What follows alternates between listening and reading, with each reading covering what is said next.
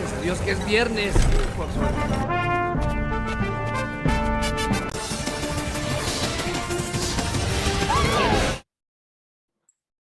Buenos días, este es nuestro segundo proyecto parcial. Nosotros somos Fernanda Marín y Camila Villarreal. Este documento lo creamos el 4 de noviembre de 2022 en R Markdown y el output que seleccionamos fue en formato HTML. Primero nos encargamos de cargar los paquetes necesarios como son Reader, que es el básico que siempre usamos y es el que nos pide cargar para importar el dataset. Y por otra parte cargamos el Tidyverse, que contiene varios paquetes como son el dplyr, el table, gplot, que sirven para la manipulación, importación y visualización de datos. Para optimizar el tiempo, vamos a darle run a todos los chunks de nuestro documento.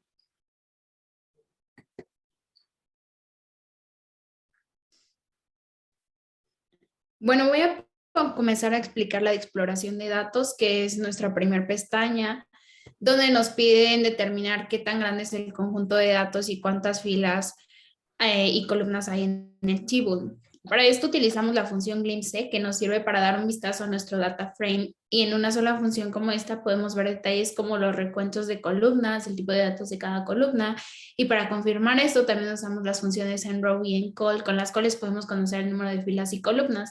Y en este conjunto, pues es un conjunto grande, ya que al correr las funciones podemos ver que cuenta con 4 columnas y 2000 filas. Nuestra segunda pregunta es ¿cuáles son los nombres de las columnas?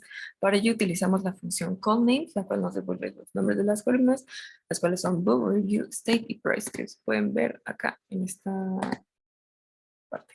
Listo. Bueno, la tercera pregunta es responder cuáles son los tipos de contenidos en cada una de las columnas. Y para esta pregunta aplicamos un bucle for para verificar los tipos de datos almacenados en cada una de las columnas. Y pues se lee que para cada columna en evaluaciones libros imprime la clase de objeto que hay en columna. Entonces obtuvimos que book, review y state son de tipo carácter, mientras que price es de clase numérico, y como aparecía anteriormente en el glimpse, numérico también como double, que determina que contiene valores, pues sí, numéricos reales, que en este caso son con puntos decimales. Ok. Nuestra cuarta pregunta es ¿cuáles son los valores únicos presentes en cada una de las columnas? Aplicando un bucle for. Entonces, se lee. Para cada columna en evaluaciones de libros, imprime la columna sin elementos filas duplicadas con ayuda de la función unique. Esto nos muestra los 5 libros, las evaluaciones, los 8 elementos que hay en state y los precios. Bueno, en la siguiente pestaña, que es limpieza de datos, empezamos por nuestra quinta pregunta, la cual es examine los datos e indique qué columnas tienen datos faltantes. Y utilizamos la función callSums para agrupar los valores en cada columna, y con la ayuda de la función isNA checamos los datos que faltan, y con el operador NOT quisimos comprobarlo para que lo hiciera al revés.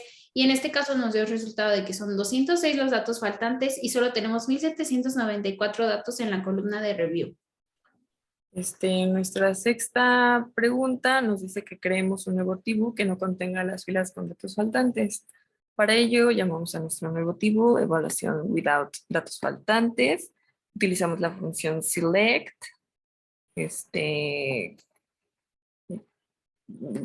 seleccionando las columnas de book, review, state y price, filtrando con isNA review como hace rato, y el operador not, lo cual nos dice que quitamos los 206 datos faltantes y nada más nos quedamos con 1794. Bueno, en la séptima pregunta nos dice que cuáles son las dimensiones del nuevo conjunto de datos, las cuales son 1794 filas por 4 columnas.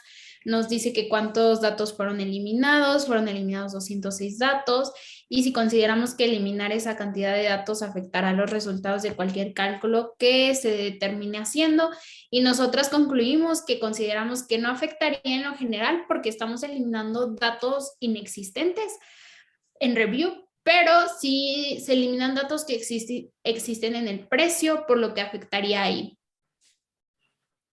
Pasamos a la siguiente pestaña, que es la de procesamiento de datos. La octava pregunta es, ¿cuáles son los estados, todos los estados que están presentes en el conjunto de datos? Para saber esto, utilizamos la función unique, para evitar los elementos duplicados, y seleccionamos con corchetes la columna state, lo cual nos muestra que los estados son Texas, Florida, California y Nueva York, pero se ve que están escritos de diferente forma. Bueno, la novena pregunta pide elegir una de las formas para referirse al estado y apegarse a ella. Como decía Cami, que están escritas tanto en abreviatura como en normal. Entonces nombramos nuestro table review cambio names, utilizamos mutate para crear nuevas variables con transformaciones de variables existentes, y la función casewhen permite definir una variable donde se toma un valor particular para cada condición establecida. Entonces nosotras decidimos quedarnos con la forma completa de decir el país y no la abreviatura. Y con la función se pueden comprobar los cambios realizados en los nombres, que ahí aparecen, que ya solo aparecen todos los nombres sin abreviaturas. Seguimos con la siguiente pestaña, que es el procesamiento de datos 2. Y nuestra décima pregunta, que nos dice, con la información previa, crea una nueva columna llamada Numeric Review. Para ello, creamos un nuevo tipo nuevamente, que se llama Review Num. Utilizamos mutate para crear una nueva columna.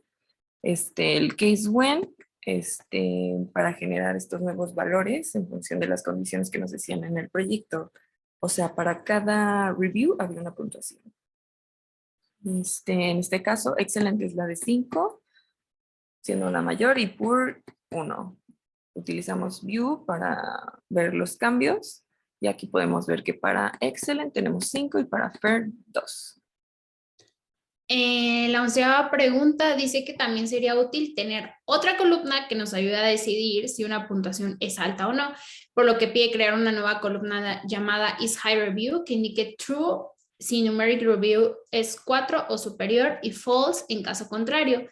Entonces nosotras nombramos nuestro table review to 4, utilizamos mutate para crear una nueva columna, usamos casewhen para que nos ayude con las condiciones que nos pide usando el operador mayor que 4 para true y el operador menor que 4 para false.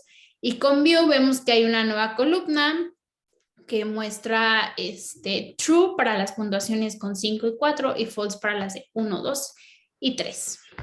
Aquí se ve el ejemplo.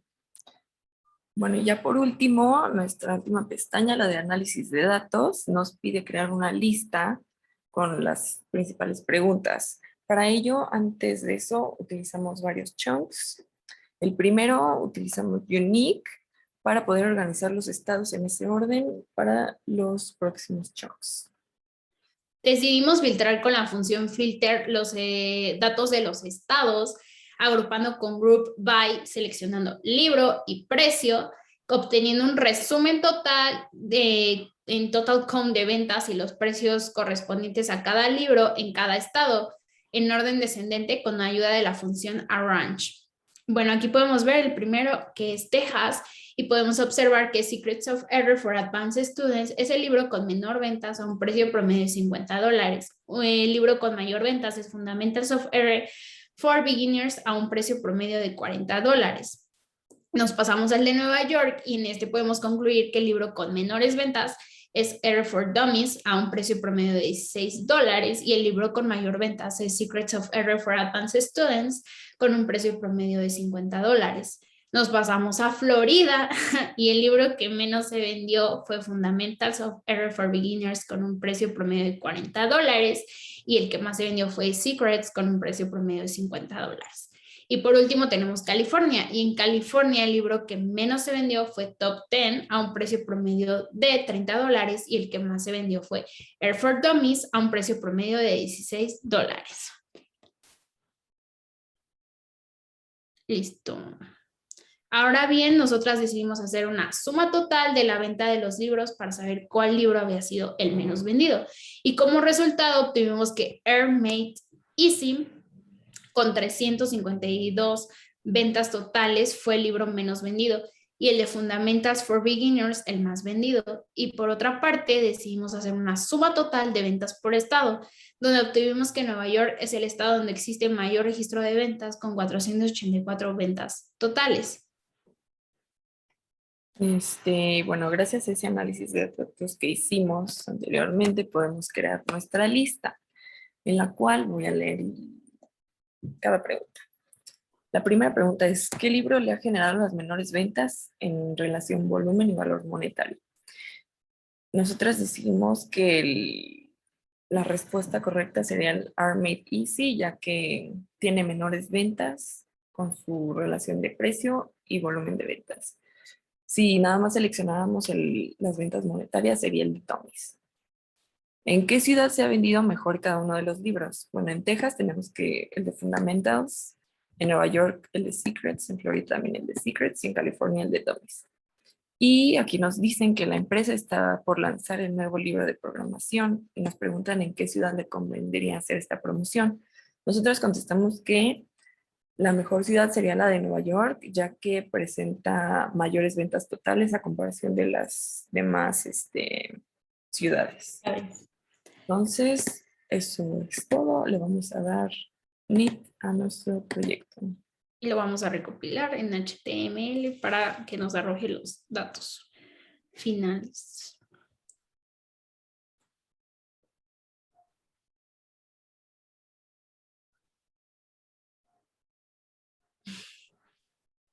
Y aquí tenemos ya nuestro proyecto recopilado. Y eso es todo. Gracias. Adiós.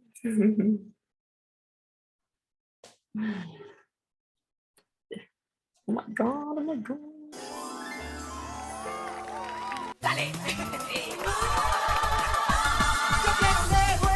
Bye bye. See you later.